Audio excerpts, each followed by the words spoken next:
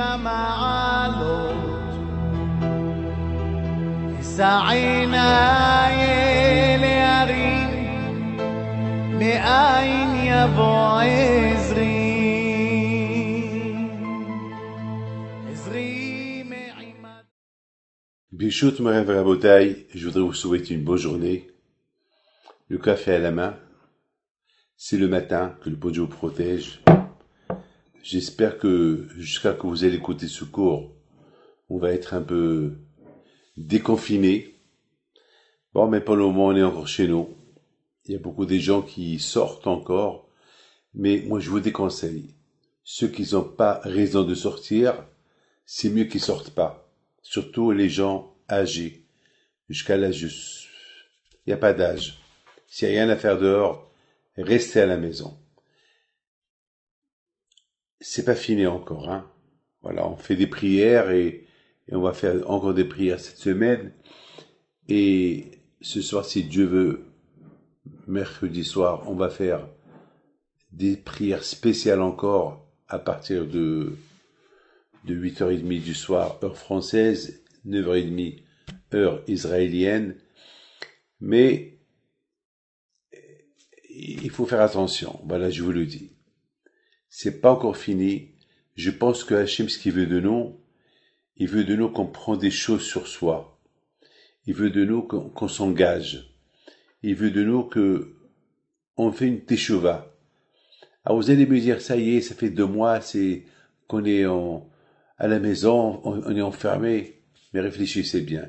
Avec le fait déjà de dire ça, c'est déjà, il y a quelque chose qui manque. Pourquoi? Parce que vous croyez que Hachem, il a rien à faire.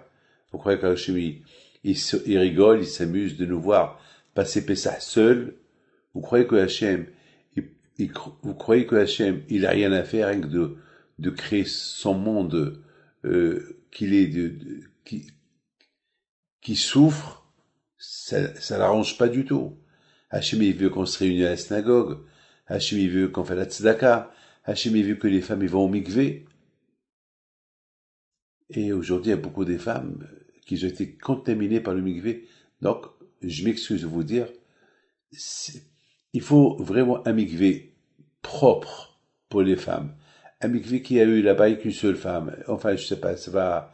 Mais je sais qu'il y a eu des femmes qui ont été contaminées. C'est un peu dangereux, les mikvés qui ne sont pas surveillés. Maintenant, s'il y a un mikvé qui est bien surveillé, qu'aucune femme n'est tombée malade là-bas, oui. Mais d'autre côté, il faut pas dire, bon, s'il n'y a pas de mikvé, eh ben, je prends une douche ou un bain. C'est péché. Ça marche pas. Il faut savoir que ça marche pas. C'est un grand, écoutez, il faut que les hommes résistent. C'est tout. Il faut être un homme. Et les hommes qui respectent Nida, eh ben, qui font semblant que leur famille est encore Nida. Vous savez qu'il y avait une femme que son mari il est mort à Bnei Brak. Et puis, la pauvre c'est une femme de Russie, elle était comme une folle. Et elle savait pas comment faire. Elle est partie chez un rave. Vous savez, Bnei Brak, Baruch Hashem, ça manque pas les rabbins. Elle est partie chez un rave, lui dit, mon mari c'est un tzaddik, il est mort, et je sais même pas où aller. Je suis vieille, j'ai 80 ans, lui il a 90 ans. Ça, on a fait la aliyah depuis une vingtaine d'années en Israël, avec la vague des juifs russes qui sont venus de la Russie, et je sais pas quoi faire. Le rabbin lui dit, c'est qui votre mari? Mon mari c'est un tzaddik. Mais je sais, je vous dis c'est un tzaddik, mais c'est qui? J'ai jamais entendu parler. Et il a dit, il s'appelle Panopski. Moïse Panopski. Moïse Panopski, j'ai jamais entendu parler de Moïse Panopski. Moi, je connais tous les rabbins de Bnei Brak. Il lui dit, ouais, mais celui-là, c'est pas un rabbin comme tous les rabbins. Alors l'autre, il lui dit, quoi, c'est un rabbin caché, qui montre pas qu'il est rabbin. Non, il n'est pas caché. Mais il a fait ce que personne n'a fait dans sa vie. Il lui dit, qu'est-ce qu'il a fait? Il lui dit, lorsqu'on était en Russie, on habitait pas loin de la Sibérie, et là-bas, on était surveillé pour que je ne vais pas au mikvé. Parce que si je vais pas, c'est un pays communiste, et si je vais au mikvé, ils prennent mon mari en prison. Donc comment ils vont savoir? Parce que déjà, il n'y avait pas de mikvé. Le seul moyen, c'est d'aller à la rivière, casser la glace de la rivière et se tremper. Et mon mari me dit, ma fille, si, si on meurt, si on me tue, on me prend en prison, parce que toi tu as été au mikvé, alors quelle vie je vais avoir et quelle vie toi tu vas avoir seul. Je sais que tu es une bonne juive, tu vas pas te marier avec un non-juif, il n'y a pas de juif ici, on est les seuls, on est, on est, on est surveillés, on peut pas se sauver, il n'y a pas où aller. Alors, on va faire semblant que tu es Nida tout le temps. C'est tout. Et d'ailleurs, tu es Nida.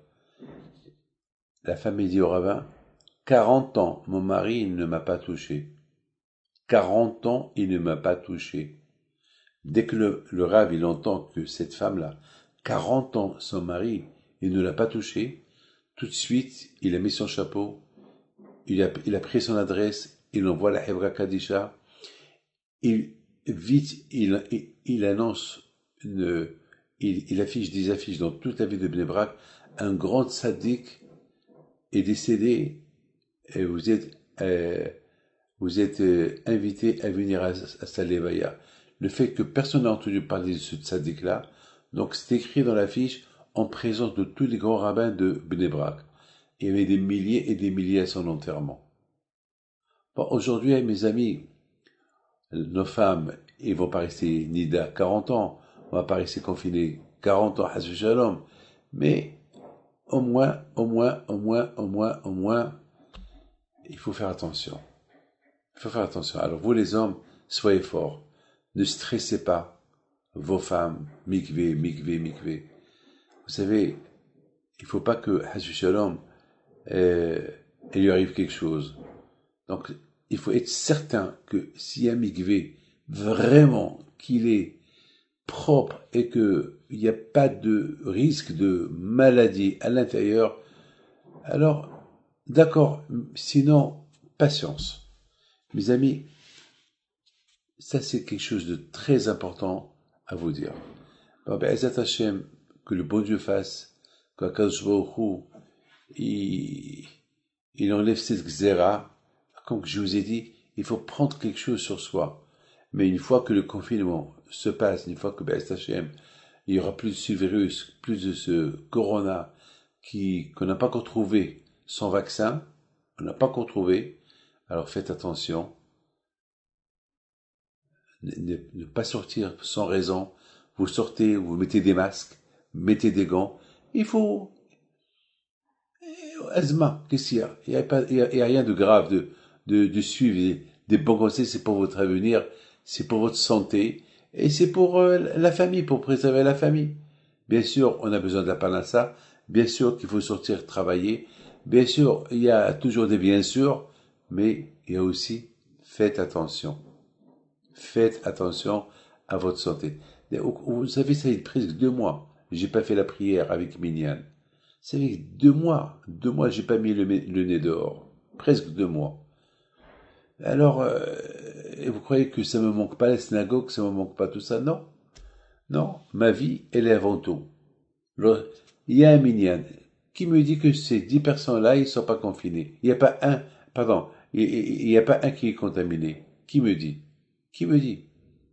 Il y a 2 jours à Natania, il y a 2 jours, il y a une femme, après 6 semaines qu'elle n'a pas mis le nez dehors, alors elle était heureuse de sortir pour aller acheter quelque chose au supermarché. Elle a eu de la chance. À 1 minute, avant qu'elle traverse la rue, la police elle arrive, et les ambulances ils arrivent. Il paraît que dans ce supermarché, il y avait là-bas une femme qui avait le corona, qu'elle était suivie. Et puis tout de suite, ils ont embarqué une 30aine de personnes à un endroit isolé pendant 3 semaines. Pourquoi? Parce que peut-être elle a touché quelqu'un. Mes amis, vous voyez, jusqu'à maintenant, en Israël, ils sont en train de faire des ouvertures. Vous voyez ce qui s'est passé avant-hier. Pour vous dire que il faut faire attention. Il faut respecter les espaces, respecter tout. Respecter, c'est votre vie qui est en jeu. C'est vos enfants, c'est votre femme. Et c'est votre belle-mère, sa vie, elle est en jeu. Alors faites attention. Bonne journée. אדוני ישמור לך מכל רע, ישמור את נפשך, אדוני ישמור צאתך ובואך